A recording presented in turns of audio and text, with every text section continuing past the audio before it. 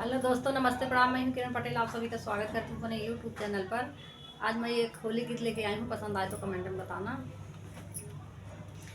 मेहर अरुअन के आइल जबाना बा, मेहर अरुअन के आइल जबाना, मेहर अरुअन के आइल जबाना बा, मेहर अरुअन के आइल जबाना।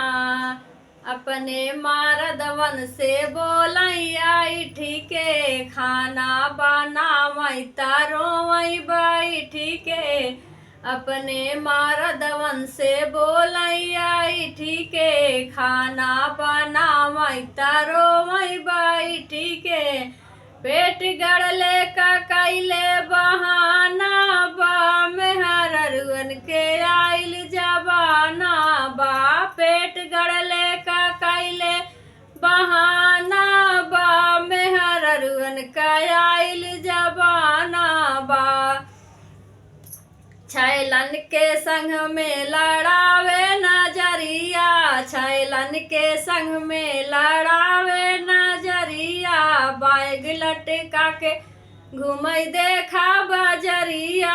अपने मर्द संग बेगाना बा, मेहर अरुअन के आइल जबाना बा, मेहर अरुअन के आइल जबाना बा, मेहर अरुअन के आइल जबाना।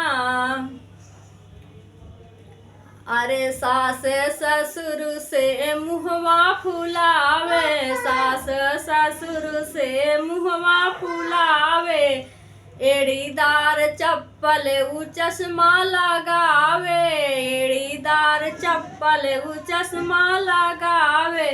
तीर कतहू का देखा निशाना बा, मेहर अरुअन के आइल जबाना बा, मेहर अरुअन के आइल जबाना बा, मेहर अरुअन के आइल जबाना।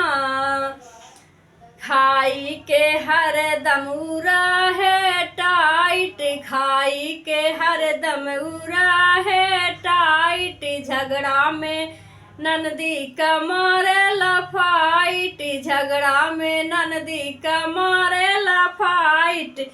अरे समरिया कया ही तारन बा, अरे बलमुआ कया ही तारन बा, मेहर अरुअन के आइल जबाना बा, मेहर अरुअन के आइल जबाना